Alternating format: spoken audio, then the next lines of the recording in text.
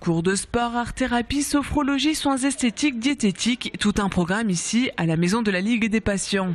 Installé à Colmar, ce lieu accueille des personnes atteintes du cancer, un endroit synonyme de bouffée d'air frais en dehors de l'hôpital. Alors cet endroit s'appelle une maison et ce qui frappe les personnes qui viennent ici, c'est qu'ils ont vraiment l'impression d'être dans une maison, qu'ils sont accueillis d'une manière souriante, conviviale.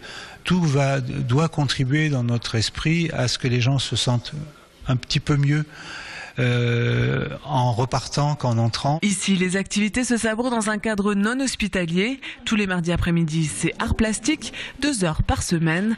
Pour Annette Gutmann, ces femmes sont de véritables artistes avant tout. On ne parle pas de maladie, on oublie tout, on se fait plaisir, on découvre des techniques d'expression, on expérimente et on crée. Et on arrive à 5 heures, il y a encore des personnes qui sont là et je leur dis écoutez, vous avez vu l'heure mesdames On oublie tout.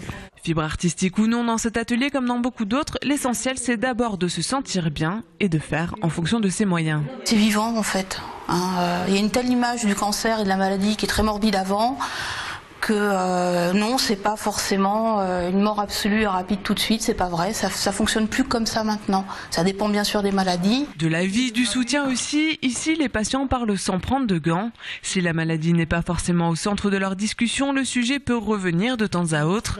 Tous sont embarqués dans le même combat, alors forcément, cela rapproche.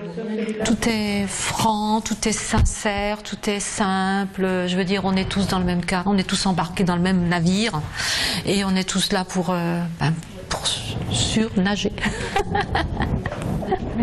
Au-delà de l'empathie, il y a une empathie plus profonde. C'est-à-dire quand il y en a un qui n'est pas là, un ou une qui n'est pas là, qu'on dit est-ce qu'il y a des nouvelles de l'un ou de l'autre, c'est plus que de l'empathie. Je trouve que tout le monde ressent ça, enfin en tout cas moi je le ressens avec mes tripes, parce qu'on sait ce que l'autre peut traverser. Parce que de l'avoir vécu, les angoisses, l'anxiété. Voilà. Et ça, je trouve que c'est très touchant. Le mot cancer fait peur comme une fatalité. Quand le diagnostic tombe, c'est tout un monde qui s'écroule. Celui du malade, ce départ en proche aussi. Cette maison accueille l'ensemble de la famille. Un moyen de retrouver des repères dans cette nouvelle vie. Les consultations se font sur place ou à domicile pour les personnes ne pouvant se déplacer.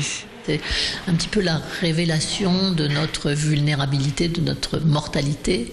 Et évidemment, ça génère, à partir de cet événement traumatique, un travail psychique qu'il est nécessaire d'accompagner. Ouverte depuis avril dernier seulement, le planning des activités devrait s'étoffer, avec notamment des cours de cuisine en compagnie des grands chefs de la région et des conférences ouvertes au public pour la plupart autour du thème du cancer. Ouais, mais là-dessus, ça va pas.